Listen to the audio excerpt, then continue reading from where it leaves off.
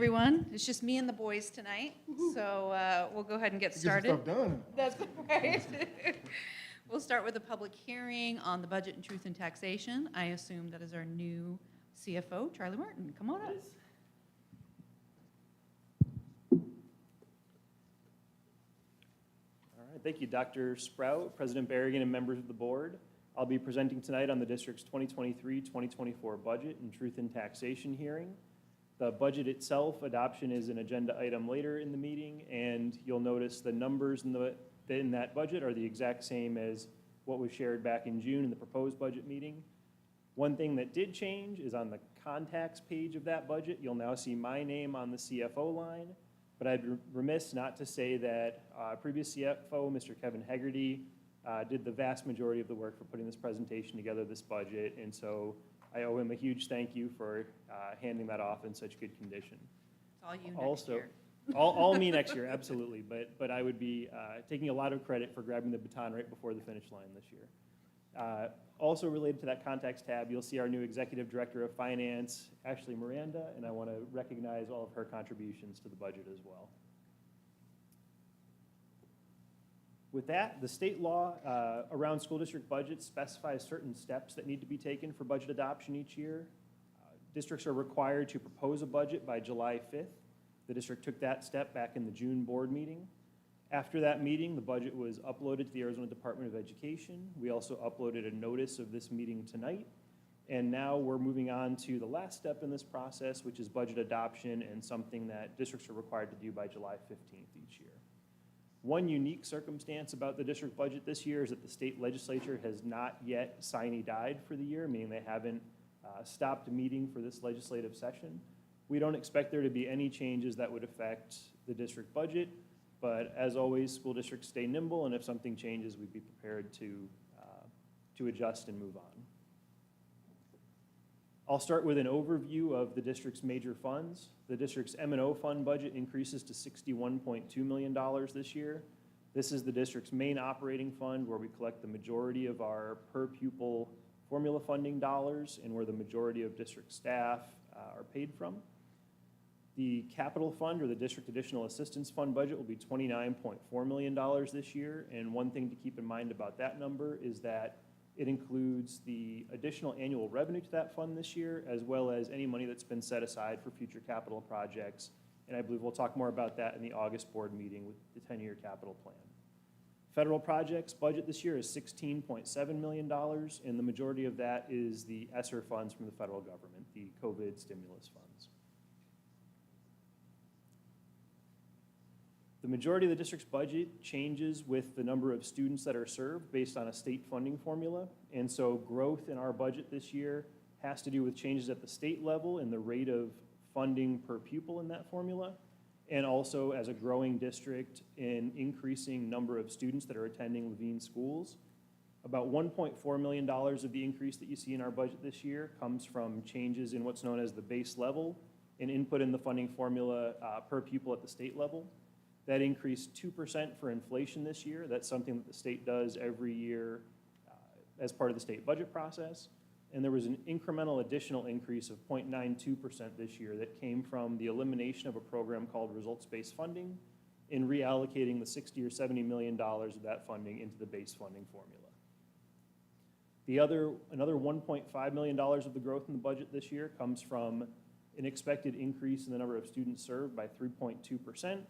And this comes from looking at all the construction and development in the district and our historical generation from those properties. The district's seen an increase in students of about 3% per year the last few years, so this is right in line with the last couple of budgets. A few other things in the state budget that affect the district's budget this year. The state included $300 million of one-time funding for schools. Levine's share of that is $1.8 million. And there was an increase in one other input to the funding formula, what's known as an add-on weight for students that meet certain criteria. Specifically, funding for students that are eligible for free and reduced price lunch was increased, and that'll add about $100,000 to the budget this year.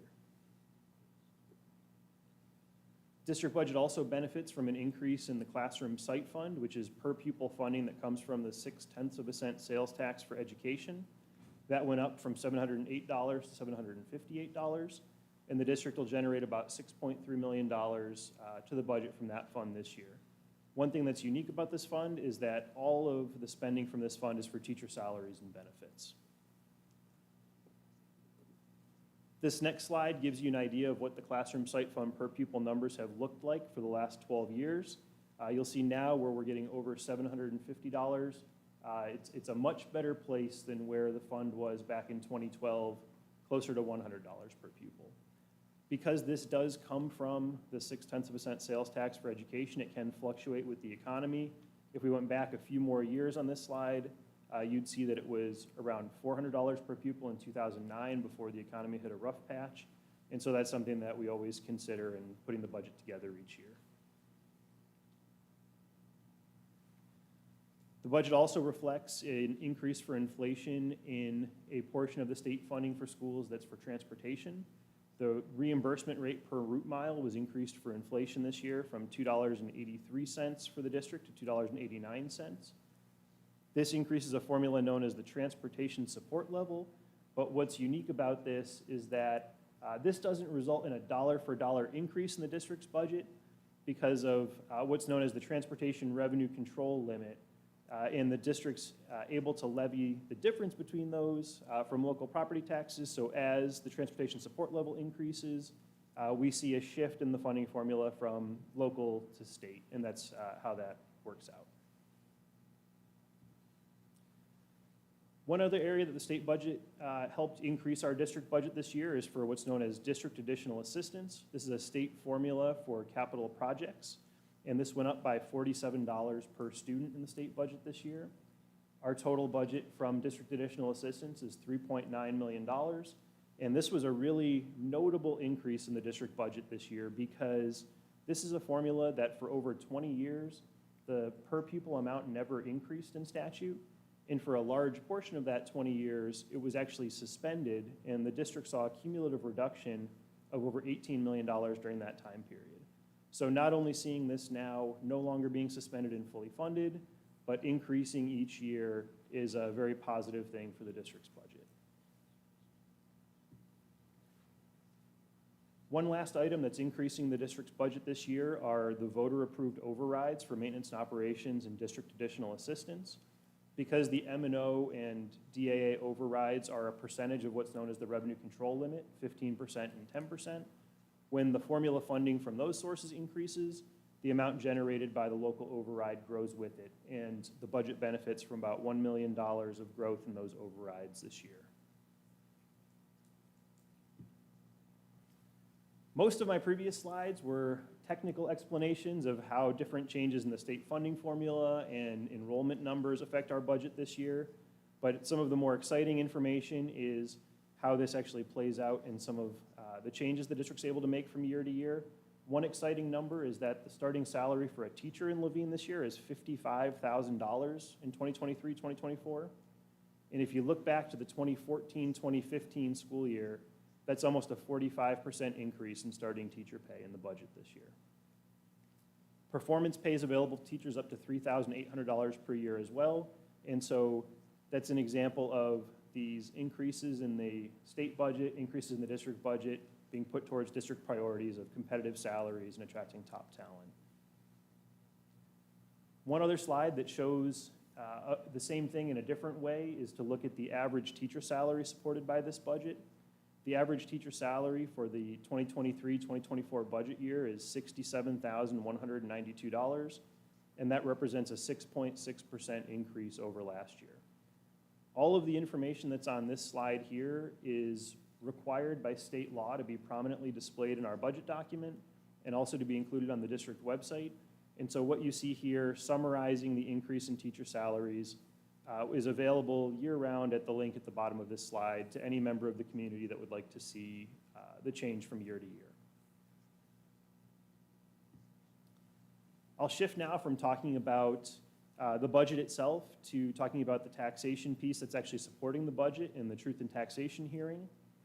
Arizona state law requires that for certain property taxes to go through the process known as Truth in Taxation, and one piece of that that's included in the district budget is known as adjacent ways. The 2023-2024 budget includes $935,687 for adjacent ways, and that's a levy that's used to support improvements to property that's next to district-owned property. Things like driveways, sidewalks, ingress and egress. One of the projects in the last few years in the district with adjacent ways funding was the parking lot over at Vista.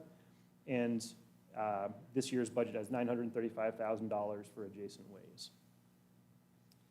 That $935,000 is generated with a tax rate that's just a little bit lower than was required to support last year's adjacent ways levy. So the 2023-2024 tax rate for adjacent ways will be 0.281. One thing to keep in mind with that tax rate is that adjacent ways is just a small part of the district's overall primary and secondary tax rate, and I'll show those in the next slide. This slide here gives you an idea of what that adjacent ways levy means per $100,000 of home value and how it compares to last year's adjacent ways levy.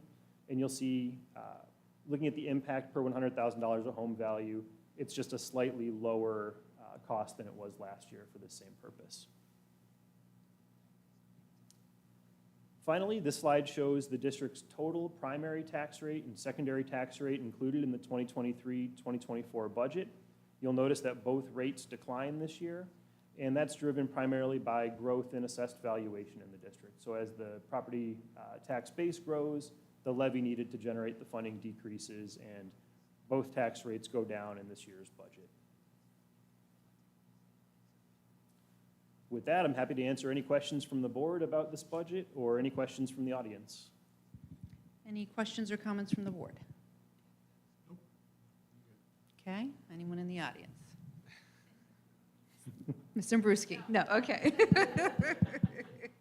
I appreciate, I do know that Mr. Haggerty did put this together, but I appreciate your time in making sure that you clearly understood the information you were presenting. So that certainly came across. And I know how much work it takes to put it all together. It takes pretty much just as much work to revise it in December and May. So I don't have anything. Did you have something, Dr. Sprout? No? Okay. All right. Thank you. Thank you. Okay, roll call. Here.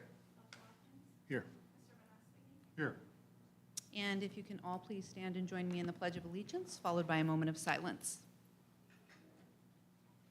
I pledge allegiance to the flag of the United States of America and to the republic for which it stands, one nation, under God, indivisible, liberty and justice for all.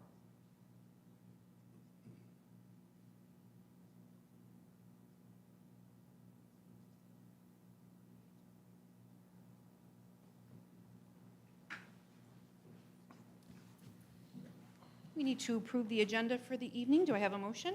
Motion. Second. It's been motioned and seconded. All those in favor? Aye. And the approval of the minutes from the June 8th meeting. Do I have a motion? Motion. Second. It's been motioned and seconded. All those in favor? Aye. And Dr. Sprout, Superintendent's report. Thank you, President Berrigan, governing board members. We have a quick superintendent's report tonight just to bring you up to date on a few things happening this summer. So first of all, we've wrapped up our summer school program, and it was a complete success. Summer school was held at each of our schools and served over 900 students. Students participated in hands-on learning activities, from working across grade levels to research animals and present their findings, to practicing addition through bubble math.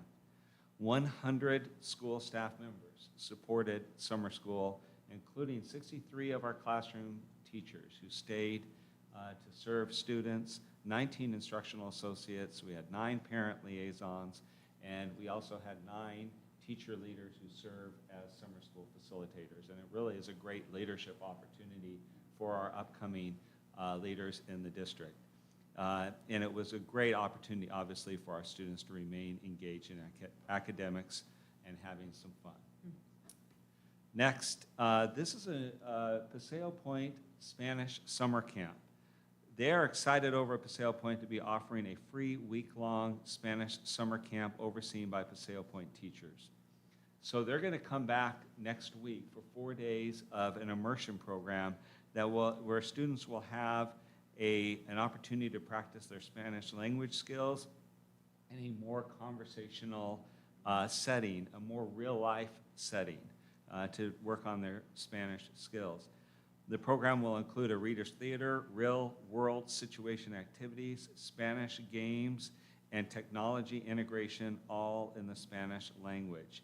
I'm very excited about this because, traditionally, including for yours truly, summer school meant interventions and remediation, but we're also, which is very important for us to do, but I think I know in the future, you're going to see our signature programs also doing these types of enrichment activities with our students in the summer. And you'll also notice maybe they'll be done later in the summer rather than right away. And so we appreciate our staff and our leaders in these initiatives for our students. And I'm going to go off script here and ask for a little help from our council team, but along with, before we head into Welcome Back celebration, our preschool and our Kids Club program has seen a tremendous level of enrollment this year, and I don't know if you guys have any details on that, or? That was the highest level we've had. Yeah, yeah. So we take field trips again, so it's been a really successful summer. Yeah, and so thank you to Kim Tier and our summer school team at Kids Club for all their work this summer as well. So it's been a great summer with our students in these three different settings. Well, let's start talking about next year. And this year, This yes, year. yeah. This year, here we go. Our Welcome Back celebration will be August 2nd from 9:30 to 11:30, again at the Orpheum Theater. Our theme this year is Growing Together, and we are excited to have all 1,000, almost 1,000 of our employees. We have a staff of almost 1,000 together to kick off the year on a positive and celebratory note. Hope to see our governing board there as well.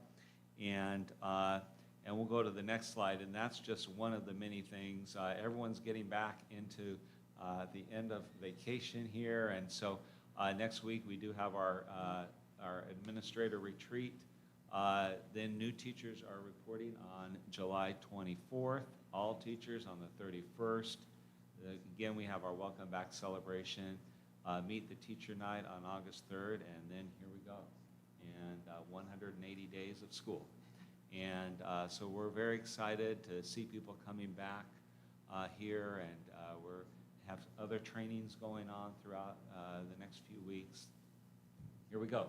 And we'll be excited to report on all of that back, or when we come back for our August board meeting. So that concludes the superintendent's report. Thank you, Dr. Sprout. Next, we have call to the public, and we do have one this evening. Mr. Mike Berrigan, would you like to come forward? Usually this is when I say something to embarrass you, but I'll refrain this evening. Madam President, members of the board, first of all, thank you for not making me blush on the way up to the podium. Madam President, members of the board, really, I just want to take the time to acknowledge your superintendent and the recognition that he received, I believe it was last month. It's so important to have quality leadership, and I know that you have that here, and I think it's important to hear from your community that the community has the confidence of its superintendent and the board and the administration. And so truly just wanted to congratulate Superintendent Sprout for that recognition and then welcome you to the board. I'm sure you'll find that rewarding, making sure that our community and the kids that we all serve have a quality education. And so, Dr. Watkins, thank you for continuing to serve on the board. And I just welcome the executive director and Charlie to what I believe is a great organization and great leadership. And just proud of the superintendent and the team that he's built here, and just really want to take the time to say thank you. So with that, I conclude my remarks. Thank you. Thank you, Mr. Berrigan. It's always nice to have positive public comments. Okay, next we have the consent agenda. Do I have a motion? Motion. Second. Motioned and seconded. Any discussion? All those in favor? Aye. Aye. And now we have the budget adoption for fiscal year 23-24. We had our presentation and public hearing. Do I have a motion? Motion. Second. Any discussion? All those in favor? Aye. Aye. Next is the renaming of a couple of schools, starting with Rogers Ranch to Rogers Ranch STEM Academy. Do you have any comments on that, Yeah, Dr. Sproul? thank you, President Berrigan. I'll hit the next two and just because they both fall under the same criteria. So based on the accomplishments of Rogers Ranch School and Paseo Point School in hitting key milestones for their signature programs, we are recommending enhancing their names to Rogers Ranch STEM Academy and Paseo Point Dual Language Academy. As part of the renaming processes that these both schools went through, with their school and community input, we plan to make these changes, and we feel that doing so will solidify the branding of the schools and effectively highlight their unique programming to potential students and family. So they've met the criteria of their signature programs being strongly established, and we're very excited to do this. Awesome. Okay, do we have a motion? Motion. Second. It's been motioned and seconded. Any comments, questions? I just want to say that I appreciate the fact that they've hit some markers, made some achievements towards being a school that can be called an academy versus just changing the name and calling it an academy, because there are some places that do that. You know, parents may be fooled by that initially, but they're not once their kids are going there. So this will ensure that we attract kids but get to keep those kids as well. So I'm happy with that. It's been motioned and seconded. All those in favor? Aye. Aye. And then the renaming for Paseo Point. Do I have a motion? Motion. And second. Motion and seconded. Any discussion? All those in favor? Aye. And then the evaluation method for kinder students, Dr. Sproul. Yeah, thank you. This recommendation is to comply with Arizona statute, which allows the school district to choose an evaluation to administer to kindergartners or use a state board adopted evaluation tool to identify students who have reading deficiencies. We currently utilize Ames Web Plus as an assessment tool for Move On when reading requirements for our K-3 students, and we recommend that we continue the use of this instrument along with our 45-day evaluation tool for our kindergarten students within their first 45 days of enrolling. So we are recommending that the board approve this evaluation method. Okay, thank you for that information. Do I have a motion? Motion. I'll second. Motion seconded. Any discussion? All those in favor? Aye. Aye. And next, we have some policy adoptions. One is on curriculum development, and the other one on administration of medicines. I would say that normally it is our practice to waive the second reading, but I feel like since we're missing two board members tonight, maybe we just don't waive the second reading would be the motion that I have. So I'm going to make the motion so do we need a motion if we are We need to, not waiving? we need to approve the first reading. Just approve it as a first reading. Yeah. Got it. Okay, I'm going to make a motion to approve it just as a first reading, and then we'll bring it back in the August meeting when everybody's here. So it's been motioned. Do I have a second? Second. Motion and seconded. Any discussion?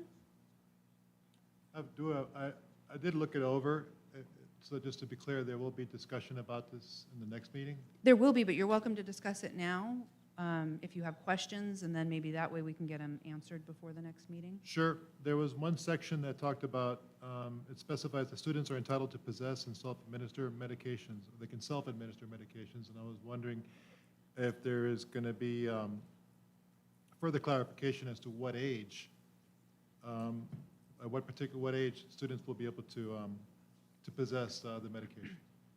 Do you want to look that up, or are you prepared to I'm answer it? prepared okay, to address that. Thank you for your question.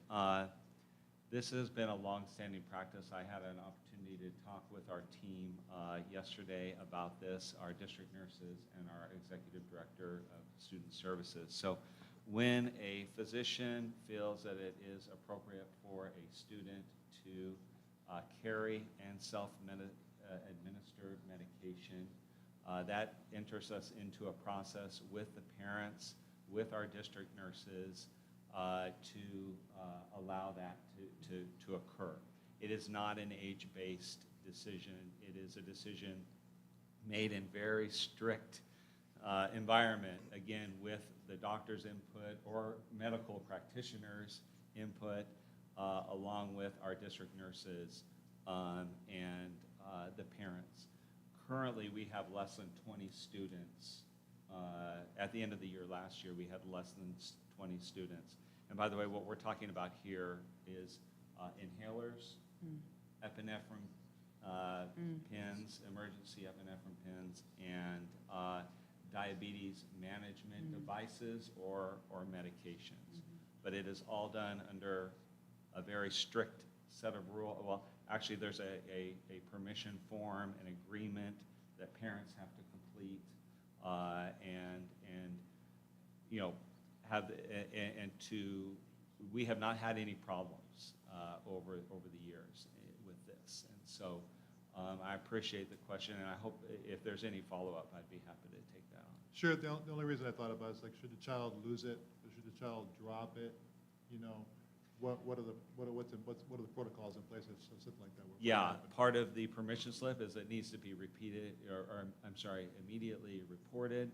Also, self-use needs to be immediately reported as well. And so, I think, once again, since we have so many players, obviously there is always that possibility. We have not seen it happen, and so that's how we've handled it. Thank you. Thank you.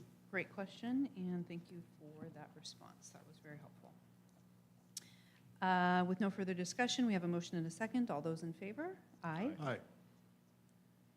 Any comments from the board this evening? My only comment is I'm actually super excited, and I hope we can continue with the renaming of the schools, calling Rogers Ranch as a STEM Academy and Paseo Point as a dual language academy. I think it's fantastic. A lot of folks know that we have these available to us, but those are folks that live here. Anybody that's coming to the community, that's going to really draw a lot of folks to Levine, and I think it's a fantastic decision. And I voted with a very emphatic yes. So congratulations on that. Thank you. Dr. Watkins? Not a whole lot. I'll just reiterate how proud I am of Dr. Sprout and what he's doing with us, where we're at, and where we're headed. Tony, I'm glad you're aboard.